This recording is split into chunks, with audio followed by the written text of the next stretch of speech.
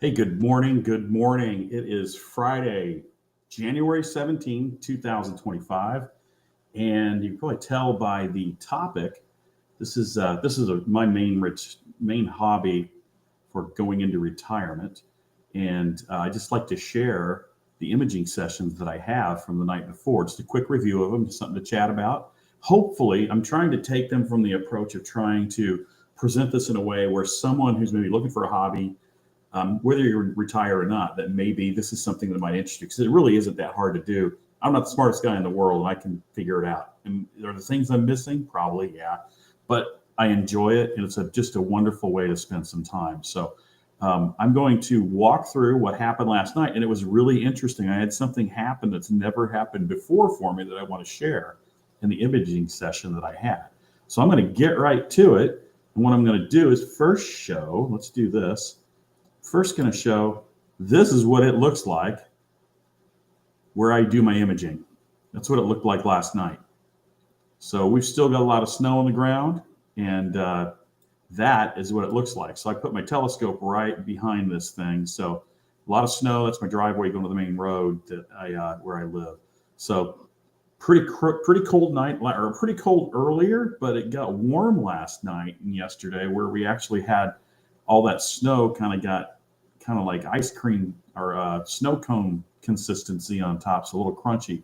So it got actually 36 yesterday, and last night it was in the low 30s. So it was a little warmer, but still chilly. The sky conditions weren't nearly as good as they usually are. And I'll talk about that in a little bit. There's a little bit of haze that made things a little bit difficult. So let's talk about what we saw here. So what I did, here's what we imaged last night. So I'm a guy from the 80s. I grew up in the 80s. Hey, Scott, how are you? How you doing, man? But from those photos, yes, it was very cold. How are you doing? It's been a while. I'm a guy from the 80s, and you can see there's a video game that was called the Pleiades. I don't know where you can even get it anymore, but that for me is probably, the Pleiades is probably one of the most nostalgic, interesting things for me to see in the sky to this day. So that's what I decided to shoot last night. And what I'm going to try to do here is, and this is for anybody that's very interested in, the idea of getting into astrophotography, or just if you have a casual interest in the sky. This is about the Pleiades that I used for an example last night. What I'm going to do is walk through what I did is I took different video captures throughout the evening and pictures that I captured, and to show a few things, to mainly show people that are just maybe not familiar with astrophotography, maybe how easy it really is to get into it. And it's really not that expensive and really not that difficult to get into it. And the Pleiades is what I chose last night. You never seen that video game? Well, I guess I'm dating myself. Yeah, that's from the middle 80s. It was fantastic. It was kind of like that Galaga back in the day. I think this is from some movie I got from this website. I don't even remember what it was. Is it Goonies or something? Maybe. I don't know what it is. I don't know what it is. But anyway, yeah, it's probably the most nostalgic thing in the sky for me to take a picture of. And I find myself going to it a lot in the wintertime. So what I did, if you're not familiar with the Pleiades, when in the wintertime they come up in the eastern sky, and this is about when they'd be at the meridian about middle, like last night about 9 o'clock is how it would look if you look due south. The Pleiades are up here, and then everybody can identify Orion when they're outside. They get so distinctive. There's even a motion picture company called Orion that uses that for their logo. Once you find Orion, it's just a hop, skip, and a jump up to the Bull with Aldebaran, and then the Pleiades right here. And then that is what we tried to focus in on last night. So I'm going to try something here with my videos. I'm trying to put them in order. Kind of show when you use the SeeStar S50, how it works from the time you set it up. And this may or may not work. I have never done this before. I'm hoping it does. So let's try this. And I hope, Scott, if you're on here still, do you hear the audio from this? Because I'm just testing this on this media, and I've never done this before where I'm sharing my screen. And I'm also going to share a recording that was made on my phone of the whole thing, just to see if the audio plays. So when I set up, I go through this routine. I play here, and that's that's the SeeStar's Wi-Fi connected to that. I don't know if you can hear that or not. Well, I'm not saying anything right now, but I was trying to get the camera on my phone simultaneously. You could see me on the phone and the camera, and I couldn't get it to work, so I abandoned that. So now I'm going to the SeeStar app now that I'm connected to its Wi-Fi. I went out at 65%. I didn't know how long it was going to last. So I go in and I put it, I showed in the video yesterday, I put the SeeStar in the exact same spot on my sidewalk every night. So I don't have to, the only thing I do is I check just to see how level it is. And then I don't really worry about compass calibration anymore because I learned I was an idiot trying to do that every night. So I go up here, I was at 0.2. That's good enough for me. I don't do that compass calibration though, unless I do a hard reboot. So go back to the main screen. And then if you're new to the SeeStar, never seen it, this is the very home page of it. It gives you interesting information. There's the Wi-Fi you're on. That's the battery life you got. And then open arm already connected. And then all these options on different things you can do to shoot last night. And so I was going to go in, you'll see here, the Pleiades and how I'd get there. So I go to click that button, Stargazing button of the tonight's best. And I'm going to scroll over to, with my finger, slide over to the Pleiades. I don't know. Can you hear that, Scott, if you're still on? Do you hear the audio?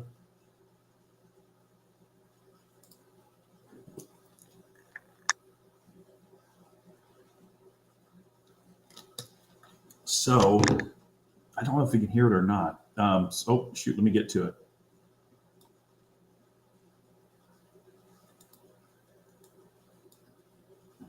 Let me get out of that, go back in here. So go here. So on this screen, this is just on your phone. It could be an iPhone or a Samsung. All you do is then you'll slide over on tonight's best. It shows you the things that, based on your latitude and longitude, that may be the best things to watch or image. And there's the Pleiades. So I'm just going to go up there and tap that with mine. You can't hear the video. Okay, thank you. That's helpful. I'll just have to walk through what I said. So then once you click on it, it gives an image of what you're going to be going for. Whoops, not the horse head. And then it goes to, why is the audio not work? That drives me nuts. I got to figure that out. So it gives you a short description picture of the Pleiades, where they're at. Then it gives you, like I talked about yesterday on this graph, it'll show the visibility. So right now in my area at that time, that was 6:10 last night, 6:10 p.m. It was in the southeast sky. It was at 63 degrees at that moment. So down here's military time. So that'd be 4 o'clock, that'd be 8 o'clock. And then we were right there at 6 o'clock at 63 degrees. So I mentioned yesterday, when you are, let me go back now. I'll show it in one of the videos here, how I show how many degrees up really easily something is. Basically, if you hold your fist out at arm's length and then put it at the horizon, and then you put fist over fist, that's basically, for the average person, your fist at arm's length at the horizon is 10 degrees. So you just go fist over fist up into the point that, in this case, it hits 63 degrees, and I know how high up in the sky it's really going to be. Or if you're trying to determine, if you see something on here, how do I know if I see that, if I can even see this, right? If I don't know where it's at, or some other item in the sky or object in the sky, you could walk around your property before and kind of make mental notes. In the east, I've got a tree right there, that big oak tree, and it's 5 fists high. I know that's 50 degrees up. So if the Pleiades aren't over 50 degrees up at that moment, I'm not going to be able to image it. I'm going to have issues. So it was a 63 degrees. I know on the eastern side, the southeast side of my property, my 63 degrees is way up there. So if you can't image that, you're going to have to find somewhere else to go and practice your hobby. But that was fine. See, I'm like 30 degrees or 20 degrees in most of the areas across my property, the trees that surround it. So no problems there. But I can see that it's going to cross the prime meridian about here, about 8 o'clock. Then it's going to flip and start going back down to the west into 4 o'clock. 4 o'clock. So I knew I was fine there. So then I'm just going to click the stargazing button down here.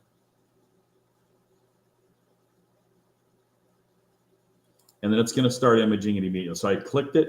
Now, when you click Go Gaze, it's going to go to this screen, and it's going to start scrolling up, or not scrolling. It's going to start moving the SeeStar to aim and find Messier 45, the Pleiades. Now I did a mosaic last night. I'm going to talk a little bit about that. It's really interesting what happened last night. And then I'll just turn this off. You probably can't hear the audio there. So my battery was 65%, and I'm saying I plugged in an external battery there to charge it up, and it went to 66, right? So it's finding it. And then I did that, and then I had to do a mosaic. Let's see if I can figure out which one I did. Well, that's long. I'll just do a little show and tell as I go. So in this video I'm outside and I'm checking it. Actually, I'm out of sequence, but that's okay. I was going out to check it after I got an image, and I'm looking up in the sky to see what the conditions were last night, which were great. There was like a thin haze last night. Gosh, I wish I could make that audio play. So I'm going to have to recount the whole thing here. So I'm giving a view of the sky, and I'm commenting that it's a little bit cloudy last night, not like a really thin haze, a really, really thin haze. And so I know it's going to be a limiting factor in how much I can observe, or how long I'm going to be able to observe, because they're calling for storms today, Friday, and the front end of that was probably coming in. And I'm talking about there the worry about stack fails. So that's not telling you a lot if you can't hear the audio, but hey, oh well. Okay. Now, the thing that was really interesting last night, I've never had this happen before, and if anybody's got a SeeStar, I'd be interested if you've seen this happen. I'm sitting in the house later on, after I've got the SeeStar going, and the mosaic wasn't finishing. And I'll show you what I mean. So you can see in the upper corner, I was way into this thing. It had done every bit of the mosaic except for that upper corner there, which was really interesting. I've never seen that before. So it had all the Pleiades, but that it just would not finish it. I sat there watching it, thinking it would finish it. It would finish it. It would finish it, and it would not do it. So this is 7:30. I went out like at 6 o'clock. So this is over an hour and a half later, and it still hasn't completed the full mosaic. And in my head, I'm thinking, well, if you're familiar with the SeeStar and you want to use the denoise on it, you can't if you don't have the full mosaic. And so that's what I was pondering. What's going on? I've never seen it take that long. And it wasn't a huge mosaic I was doing. You can see that's not an overly large area of the sky surrounding the Pleiades. So I'm thinking about that and trying to figure out, did I do something wrong in the way I set it up? Why is that not finishing an hour and a half into this? Because that huge chunk of the area around the Pleiades to be doing that with. So then I'm going to go out and check. I thought maybe, silly me, I'm thinking maybe there's something jacked up out there with maybe the cord I've got, the USB cord I've got attached. Maybe something's wrong. I don't know. But so then here's the mosaic. I did a hyperlapse on it just to kind of show how it develops. That's at 67% from the time I brought it out there. Okay, there's the mosaic. You can see it's not that big of an area. Let me get back to it. I'll stop it. There we go. So I think that's exact. I mean, I went a little bit wider than that, I think. Just a little bit wider.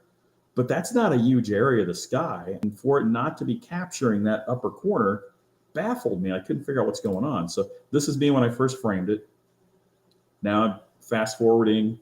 It's now going to start building. There we go. Let's just watch it stack here, and you'll see what I mean in just a moment here. 72. I was really impressed because it was warmer, so you can see the batteries going up instead of down. The night before it was -2, and it kept going down even when I had the battery because it was so cold outside. Here it's building. Where was that? 3 minutes 20 into it.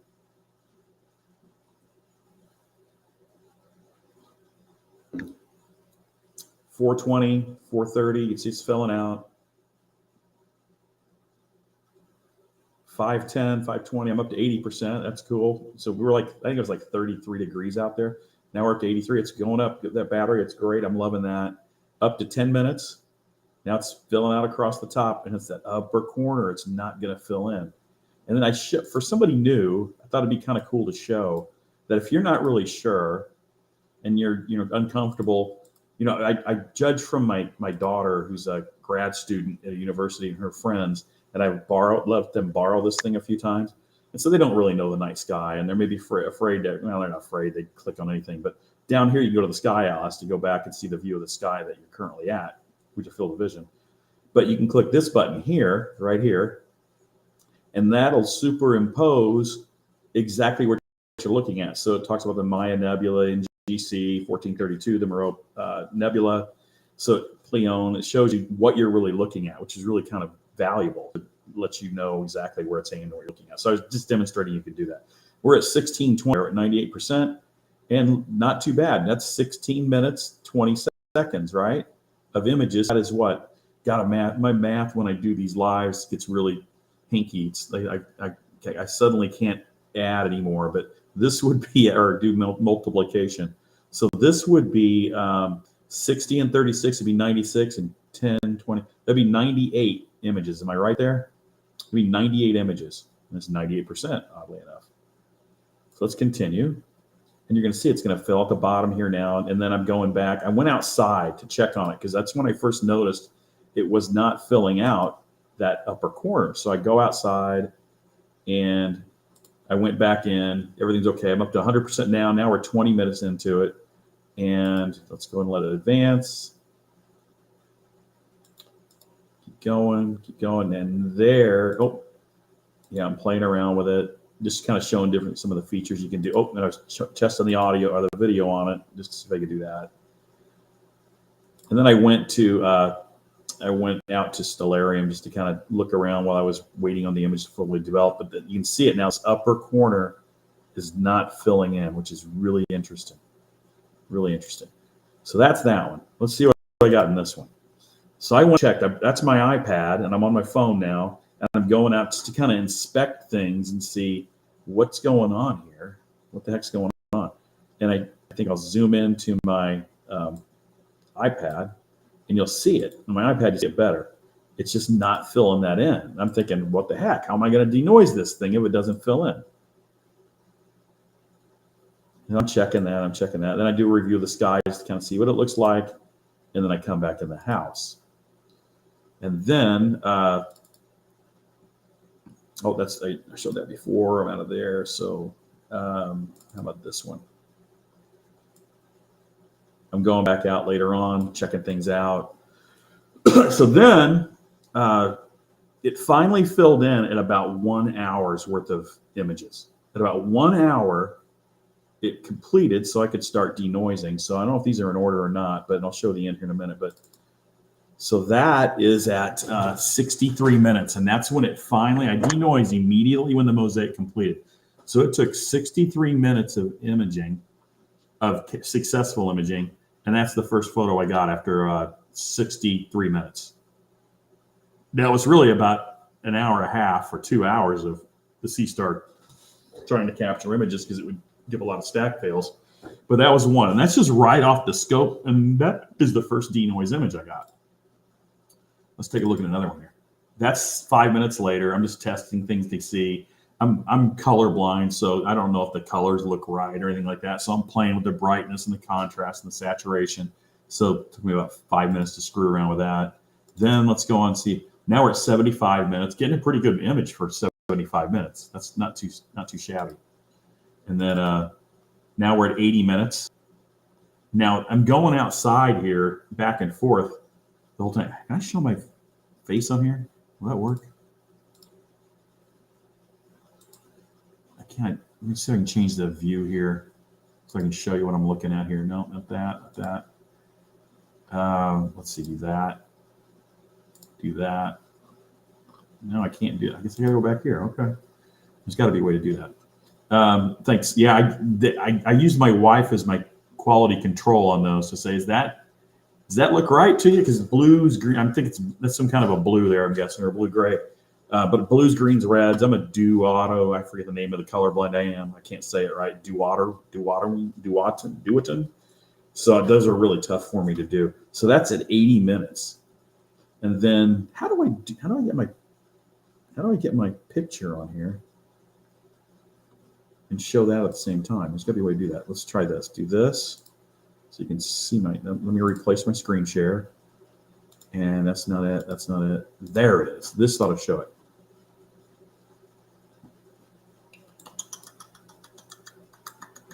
I think I'm screen sharing right. Okay. Sorry about this. Stop there. Do that. Go entire screen, window, that one. I want that one. So hopefully you're not seeing me though. That's better. How about that? Okay, so that's 80 minutes into it. So then I go back and I go this one, and this was 91 minutes into it. And I think I'm starting to nail it. There's 91 minutes. And I got to tell you, I have been into astronomy for, since 1981 or 82. And this, just even up until the 2 years ago, I would have never dreamt I could get an image this easy. Yep. Yeah. I would have never dreamt I could get an image this easy ever. And here it is, 91 minutes of imaging on that SeeStar. Played around a little bit with the denoising and the brightness, the contrast, saturation, which I'm not an expert at. And that's by far the best image I've ever gotten with the assistance of the SeeStar ever in my life. So that's that. And I think that's that's 92 minutes not denoised. I wanted to kind of see what it looked like not denoised versus denoised. So that's denoised. And that's not denoised a minute later, just to kind of show the difference. And then what do we got going on here? So 44 minutes. Let's see if I got anything interesting here to see. Oh, I'm kind of going along and making notes as I go, seeing the stack fails, and I'm wondering about, at that point, how many images am I in where I'm not getting? There it is. So it was right about there. It was right about 1 hour for that last part of the mosaic to fill in, and I still am not sure. It got there. I was thinking, is this a glitch somehow? Because maybe it was. I knew it was around at this time of night. That's 8:30. That's just crossed the prime meridian, and in my head I'm thinking, would that affect this or not? But I didn't see how it could, because there's no real meridian flip, with what the SeeStar was doing. I was watching it, and just it's moving and tracking. It's not like it had to do anything crazy, so that it would do something glitchy to miss that mosaic. But it finally filled it in right about there, right about at 1 hour. 1 hour of images. But that's 8:30 at night. I started about 6, so that's an hour and a half later. So I got that,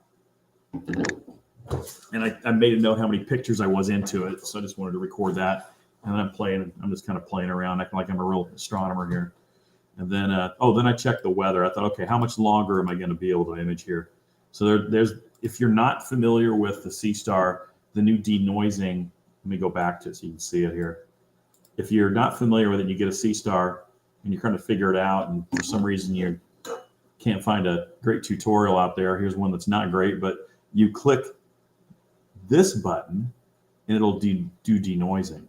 Now that button superimposes a description of what you're seeing out there. And I talked about it in a video yesterday. That's the filter, if it's on or off.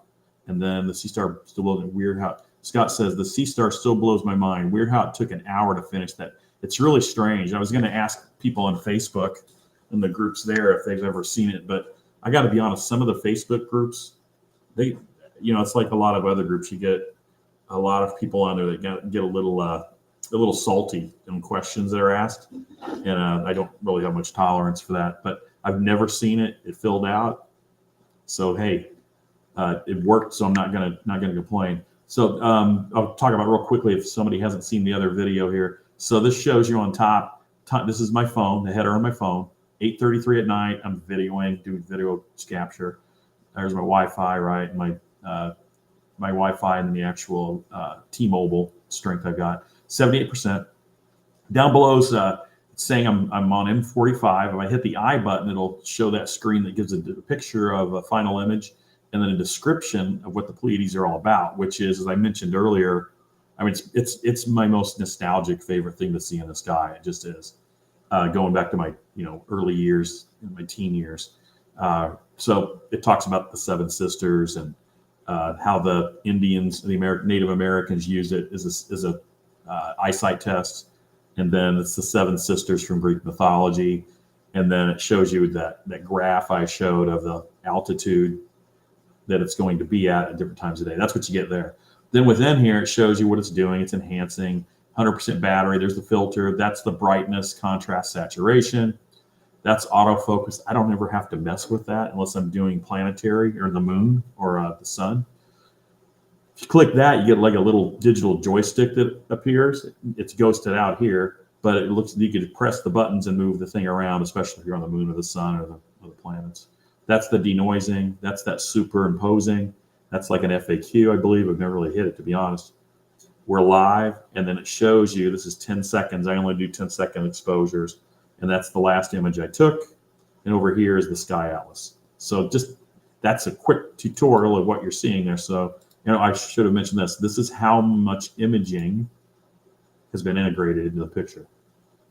So that's an hour, 2 minutes, 40 seconds, which would be, check my math, somebody. 1 hour. So that would be 360 images for the 1 hour, right? So your 1 hour is 60 minutes, and you get 10 seconds. If it's 10-second exposures, you get 6 of them for every minute. So 6 times 60 is 360. And then you got 12 more. So that's 2 more minutes. That's 12. So that's 372. Is that right? And then 376. So that's 376 images of the Pleiades stacked. And it took to get that. Scott says the question mark icon will tell you what all the... Oh, okay. It just did what I said, huh? All right. Thank you for that. I never hit it. I've never tried it. I don't need to know that. I throw directions away all the time. I don't need that stuff. So plus text, puts text next to... Okay, awesome. Okay, I didn't know that. Thank you for sharing that. So Scott says that when you hit the question mark there, it puts text next to each one. And then, let's see. I think I gave a pretty good description of that. So up there, that's important to watch. That's that. So let's continue this and see what I got left here. Did I do anything cool here? Okay, so after you hit the denoise, it goes to this routine. It says it's going to take about 33 seconds to denoise that mosaic that I'm taking the images of. You can see I'm fast forwarding, go through it, and there you go. I'm playing with it here, the saturation and all that, because I'm just not good with it. Then I thought I'd check the weather here. So last night, it's 29. I'm writing here, and I'm worried about the clouds coming in. So and I'm seeing them come in. I'm thinking we are going to have some problems here soon. So I wanted to see that where I'm at. So I'm right here. See these clouds coming in soon. And you can see it's a haze over the entire Midwest. So it's not ideal. It's not ideal viewing conditions.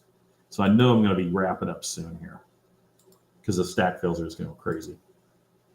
So this is the image I got, and I'm scrolling down, checking where it's at. It's 72 degrees now. It's just over prime meridian, right? So it's starting to move down. If you're due south, it's starting to move over. It's going to start in this downward trend into the west. I'm checking coordinates, visibility, images, just capture images, and then I'm zooming in because I wanted to identify. I don't know all the names of all the stars. So I'm kind of circling. I'm going through a narration of everything, how to find the Pleiades here. I got to find a better way to play audio on this. So I'm kind of showing everything that's around the Pleiades. So how to find it is what I was describing. So everybody can find Orion. It's not hard to see. But I was trying to describe that you could star hop or object hop to Jupiter, then to the Pleiades, or Aldebaran into the Pleiades.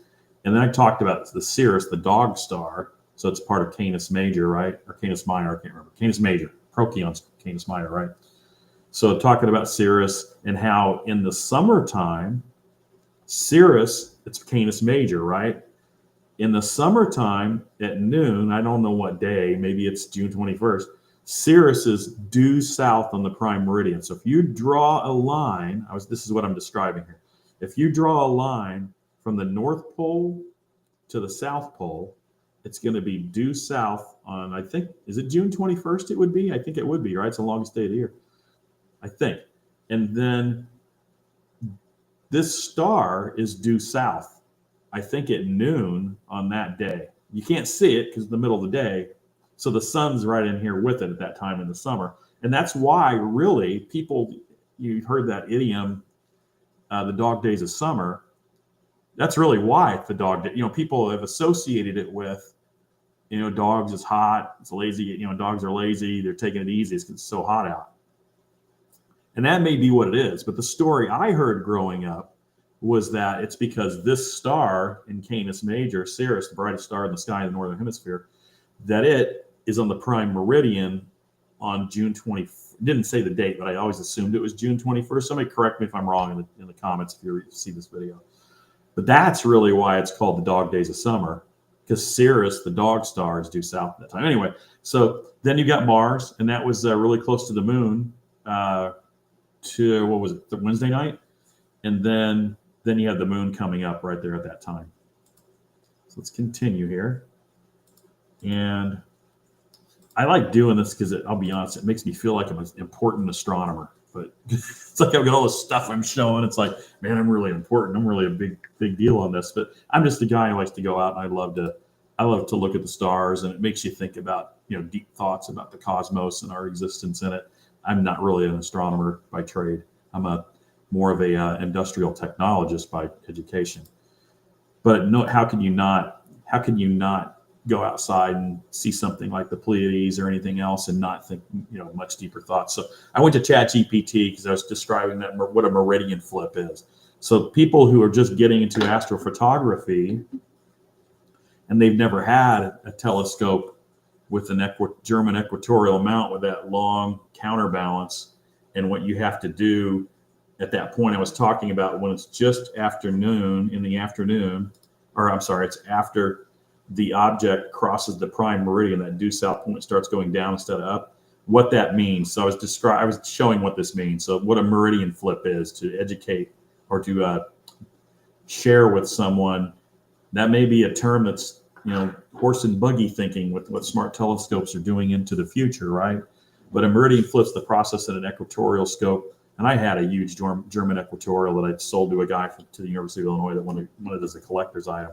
But it's that point where the telescope has to flip its position to continue tracking the object. And that's because equatorial mounts track the movement of stars by rotating around the right ascension, which aligns it with the axis rotation of the Earth.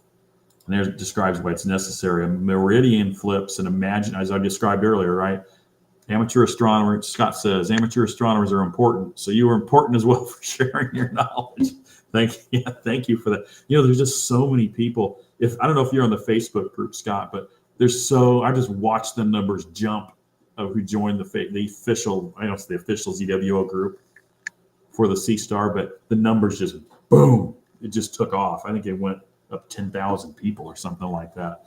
And so you've got all these folks out there just getting into astrophotography with the SeeStar.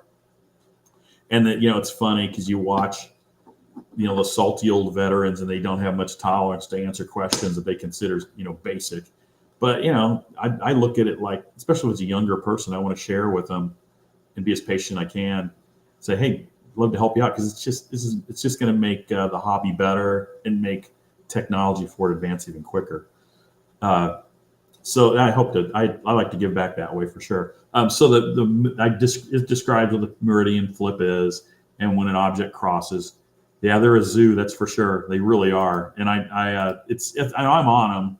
It's just, I usually keep my mouth shut. I put a long post on there during the holidays about how people complain about all the stack failures the SeeStar does when something's high up in the sky, right?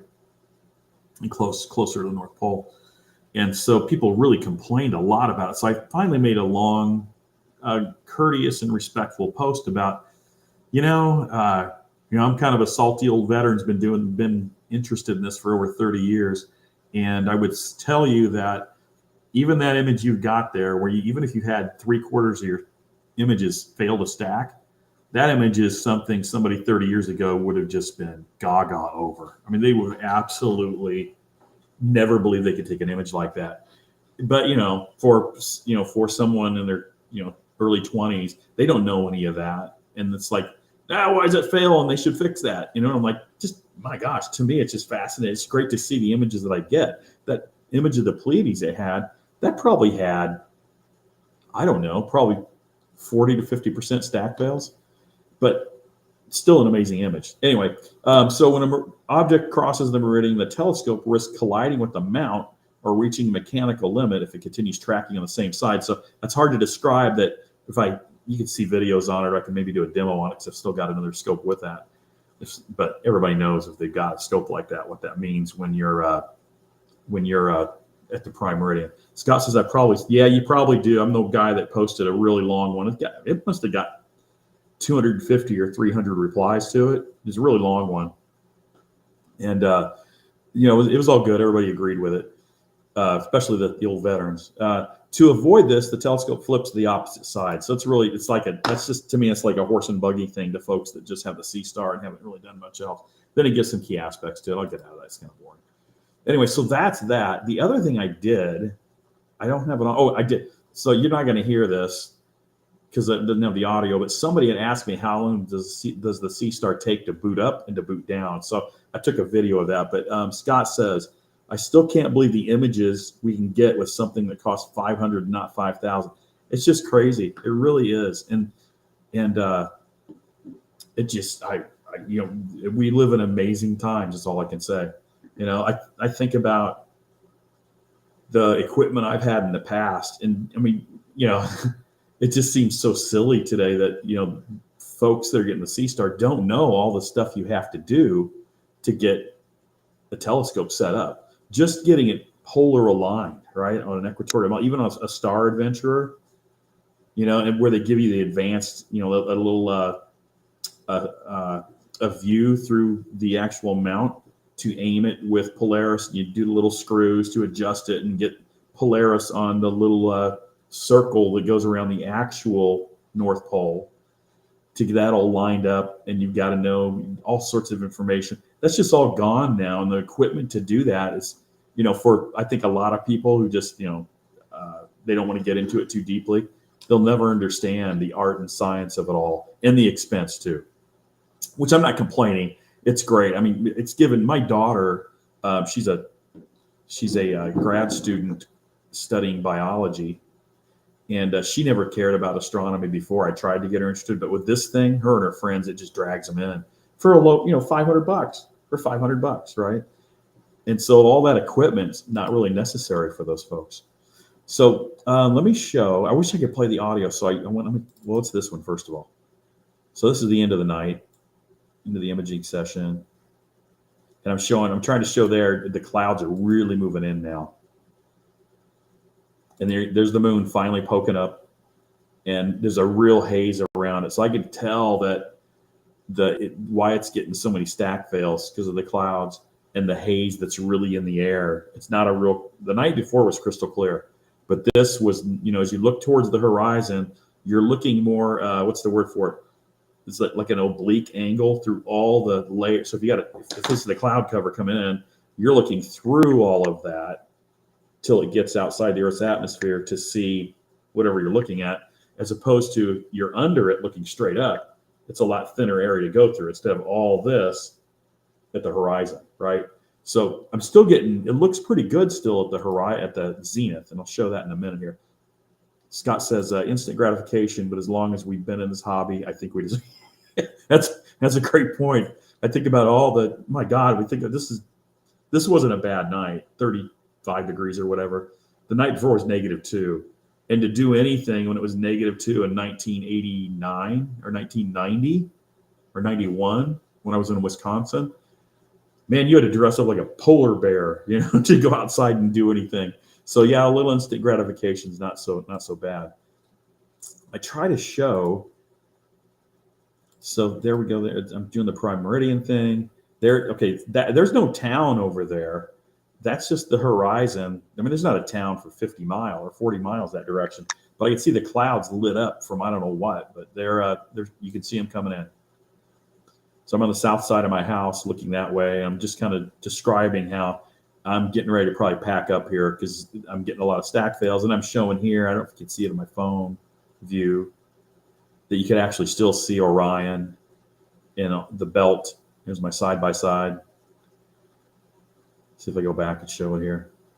I was trying to show that star hopping that I was showing on the actual on Stellarium that I was showing on my phone.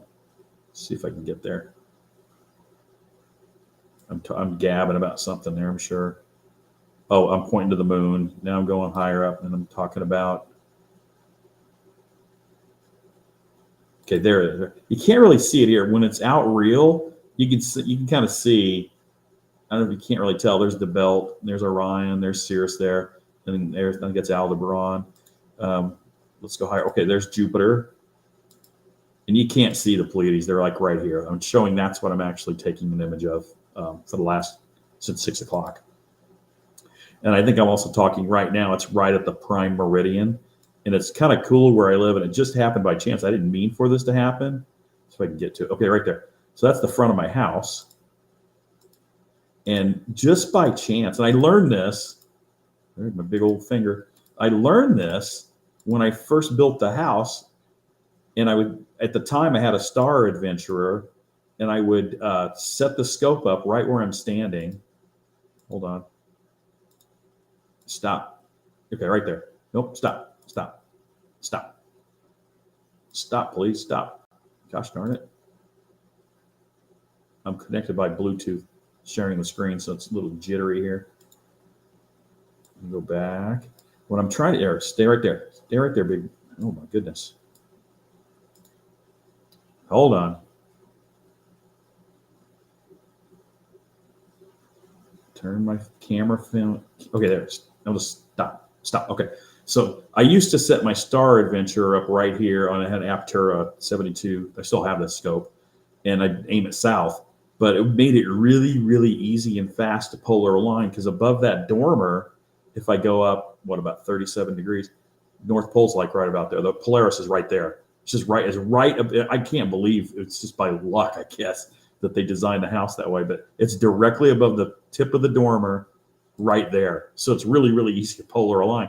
But you don't have to do that anymore with the SeeStar. It doesn't really matter. Unless I guess you're going to do what some people do, and they attach an equatorial, one of those Star Adventures or whatever to the bottom of it, which I'm not too interested in doing that. I tried it, but it seemed to make the scope too top heavy for me. I'm like, And I've seen the images that people produce with them. Hey, good on them. But they don't look that much better than the Pleiades picture I showed you, just doing what I'm doing. And that's probably the product of me living in such a rural area. I'm Bortle 3 to 4, 3 in the south and 4 to the north, because I've got a town about 10, 15 miles away to the northeast. But it's Bortle 3 most areas.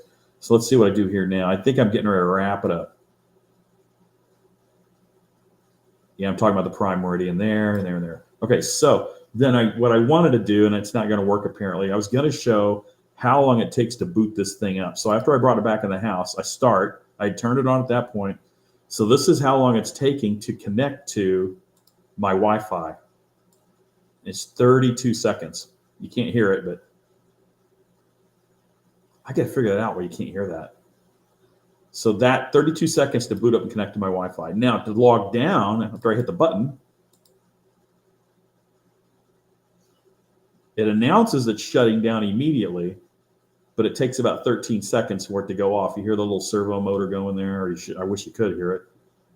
And boom, it's gone in about 13 seconds. So that's how long it took. Somebody asked me, could I demonstrate that? So I did. Okay, so that's that.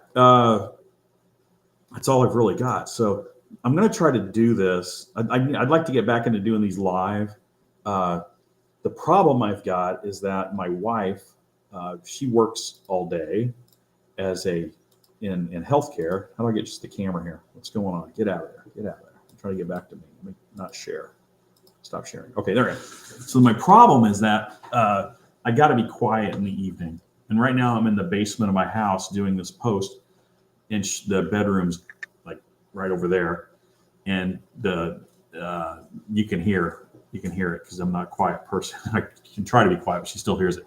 So I can only do those if she allows me to. She's not trying to get sleep for the shift that she's working. So uh, anyway, I hope that was valuable to anybody who's interested in getting into astrophotography as a hobby, because it's really, again, I'm not the smartest guy in the world, but it's fun. I enjoy it.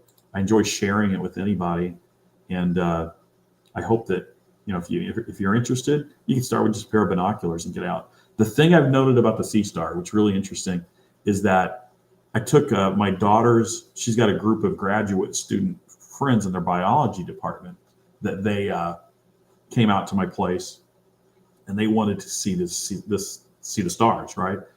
And it was funny how quickly this thing can teach someone the sky. They'll know forever, some of the things I talked about. So it's really cool how it gets people interested. Scott says next topic could be in the newest update to the SeeStar, which came out. Yeah, I saw that on Facebook. They finally added Have you messed with the planning mode yet, Scott? I saw that where somebody talked about that. I have not even delved into it yet. Have you had a chance to do that or not?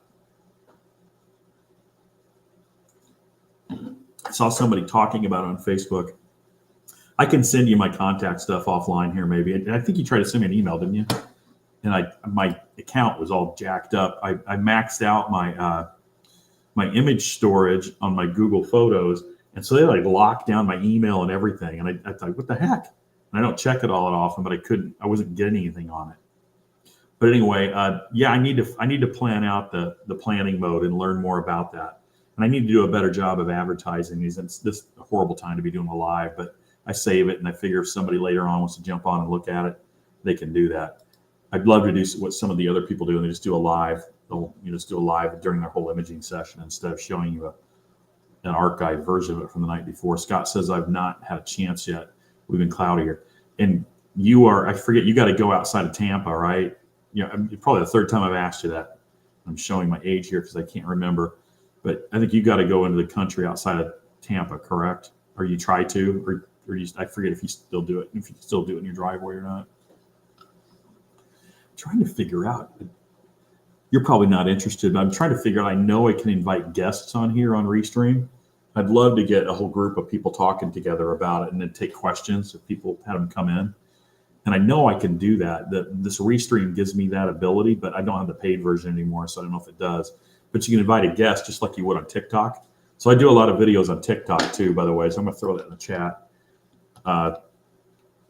Born to Retire is my TikTok, if it's still around for a while. So I do videos on there, and it's easy to do lives on there. And I'll be honest, it's easier to mess with TikTok, which may be gone here in a day or two, but than it is on YouTube. But it's also a younger crowd. So I figured I need to keep generating stuff on YouTube as well. Scott says, someone had mentioned that if you use a dew shield, be careful as when it's done. Oh boy, yeah. It'll shut down the telescope. Interesting. I usually just use it in the backyard, but it's Bortle 6 or 7. Oh yeah. I bet you still get some good photos. I've seen people share photos in really urban areas, and they get really good ones still, but man, that's tough. I'm really fortunate where I'm at for sure. It's just, I love it for so many different reasons, and having clear skies is one of the things there. Scott, you're going to make me TikTok, aren't you? And you may not have to worry about it. It may be gone here in the night over this weekend. I'm not sure. I'll say one thing. Do I have? This is a challenge for me on social media. I'm trying. I don't. If I don't get monetized, hey, it's not going to make or break me. But I'm trying to see if you can do it. Can I get enough followers to do it? It's like a Rubik's Cube to me. How do you figure that out? And I'm not smart enough to really do it. But TikTok, you get monetized immediately. When you go have groups on TikTok, I think I had 500 followers, and they'd say, okay, you can do lives. And then people join in, and it just floods you immediately. It's unbelievable. And mainly they're younger kids, and they don't care. They just scroll past. But a lot of people get on, they stay, they hop on, they ask questions, they talk. And the monetization on TikTok is so much easier. It's crazy than it is here. So, yeah, I don't know if you want a TikTok or not. I reluctantly did it because I'm not so confident that the Chinese aren't planning software. in my phone, and I don't want to be responsible for what might happen. But I did it because I wanted to play around with it, and it's fun with making the videos. It makes it really easy there to make a really cool video, and so I do it from that perspective. What else? Yeah, I don't know. I'm trying to. What's the weather like tonight? Let's take a look for my area. Come on, get out of here.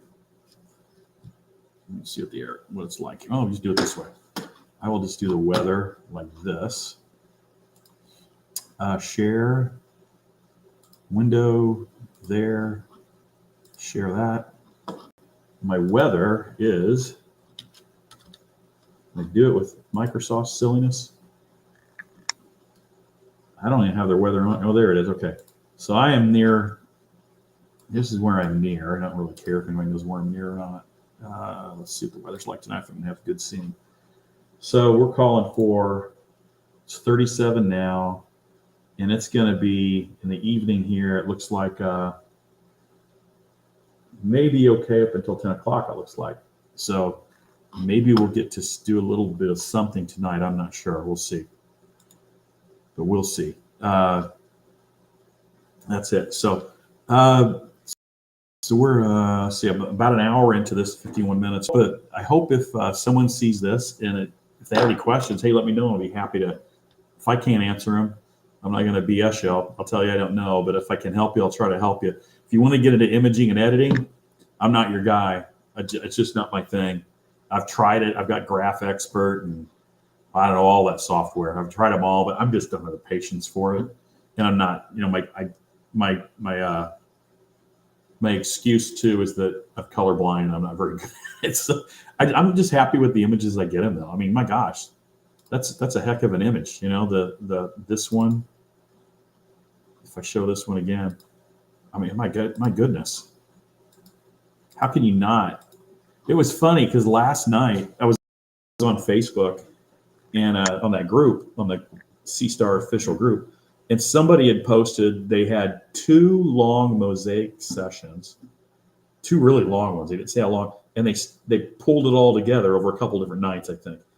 And then just by chance, I had posted this image at 91 minutes or 93. I did 2 of them, and I thought, and I'm not disparaging, but I thought, I mean, I don't really see the difference between this image and the one they shared that they did a lot of work on. And this is just denoised at 91 minutes.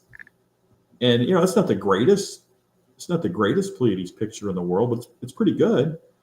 And I really can't get too motivated to do photo editing. Now, I know you can pull out a lot of faint stuff, and people do, like a lot of different objects, but I'm just not, I'm just happy with this. And I might use the filter and, if I go into here, I might just go, I'm on an Android. So I might go here and then go here and just look through the different filters here. I might do that if I get really motivated or feel like I want to see. And I usually go with, not grayscale. There's black and white. I think I usually just go with light, I think it's called. And it blossom, frosty, there's frosty. I go with this one usually. And I'm happy with that. It seems like that does a pretty good job. So that's my story there, and I'm sticking to it. So I don't know. I'll try to. I'd love to get on live at night. I just don't know if I can make it without my wife saying, "Could you shut up down there?" But we'll see. I'm going to try to still do this and try to do things that might be of interest to somebody especially new to the hobby who might be interested. So, hey Scott, thanks for jumping on here and making me not so lonely doing this by myself. So you've been cloudy for how long out there? You are down there. You haven't had a chance to really do anything for a while, huh? I had like 3 weeks over the holidays. It was just cloudy every night, snow, cloud, rain. I couldn't do anything at all. The SeeStar was just inside, and I thought I may never get this thing out in image ever again. I may never get to use it again. But then finally, earlier this week, it broke loose after we had a snowstorm, 3 inches last Friday night, so a week ago today. And then after that came through, it got clear. And I think we've had clear nights every night ever since then. Is that right? Yeah, it's been clear ever since. So we're running on a good streak. It looks like it maybe even to tonight. I thought it was supposed to rain today, though. We're supposed to get a bunch of rain here. But looking outside, it's clear right now. So that's it. So you too can take pictures like this, and it's not that hard to do. Scott says most of the week, sadly. I follow a guy, Scott, down on YouTube. He's out of Sarasota. I may have mentioned this before. And he's over at Tampa now, I think, for an RV show or something like that. And it's Florida's participating in the winter fine. Yeah, this guy, he lives in a camper, an RV, and he in Sarasota, and he it was like 40 degrees, and it was like he was freezing to death. He didn't want to leave his camper. And I thought, 40 degrees, man, it's like -2 here. That's nothing, but I get it. I get it. If you're accustomed to it, it can be a little bit chilly. But I think he took a trip to the RV show. I'm going to an RV show this weekend too. In where are we going? In Chicagoland, I think, to look at some RVs, because my wife and I are planning on. We're planning a trip on the Dempster Highway. I want to start to do astronomy in every state and province in North America and Mexico, and maybe Costa Rica and places like that. Maybe not Guatemala, but we'll see. But we're planning a trip for later this year. We're going to go up to the Dempster Highway, going up to the Arctic Ocean. So we'd go up to the Alcan, the Alaska highway through Canada, and it breaks off of British Columbia and goes north to like Dawson City and Whitehorse, and all the way up to the Arctic Ocean. Yeah, that's for sure. That's cold for you. But you know what? You can take a little bit of cold with all the great fresh seafood you have there at just your beck and call, dirt cheap, right? Fresh seafood in the Midwest is frozen lobster tails from Venezuela, or frozen tilapia, or salmon that you don't know how long has been packaged. So you can take a little bit of cold because you get such great fresh seafood. That sounds cool. Astronomy never said, yeah. I mean, that's my goal. Is I want to take.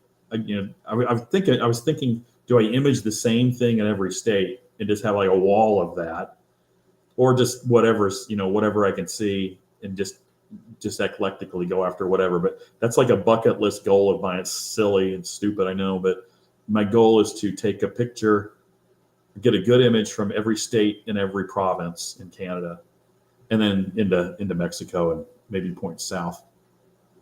I've got them now from really, let's see, I've got Arizona.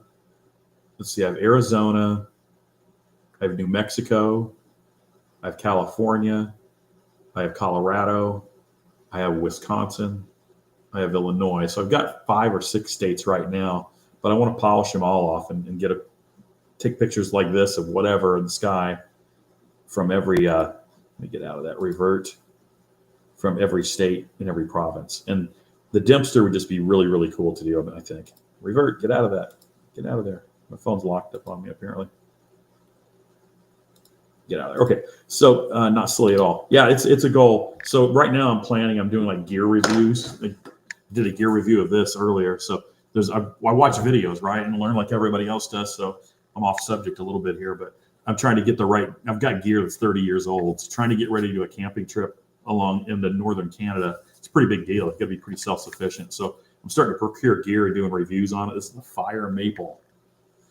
Your mobile kitchen. It's a mantle-free little light with a little butane. It's a Coleman butane. You put it on top of there. You don't need a mantle. It's like you do with a Coleman. You don't need it. So I'm looking for new gear, stuff to test out. Give me some topics to do videos on too. But yeah, I really look forward to it, to make this trip. Probably do it in the summer or early fall, because I don't want to get stuck in the Arctic in the fall, because it's going to be pretty nasty, I'm thinking. But anyway, that's it. I will try. I need to start getting better about putting a schedule out on YouTube and maybe attract other people, because I've had several people when I do lives, I just got to broadcast them at better times, I think, than at 10:30 in the morning on a Friday. It's not really great. So I'm going to get going here. And I really appreciate Scott, especially you jumping on, and anybody else who sees this. And again, hey, let me know in the comments if you've got a question or comment about astrophotography. I'm not telling you I'm the world's best expert, but I will sure reference you to somebody that is, if I can't with confidence answer your question. So thank you very much and have a great day. And let's look at my cool video outro, if it works. as we go out that I spent a little time building yesterday. Have a great day. Thanks, Scott.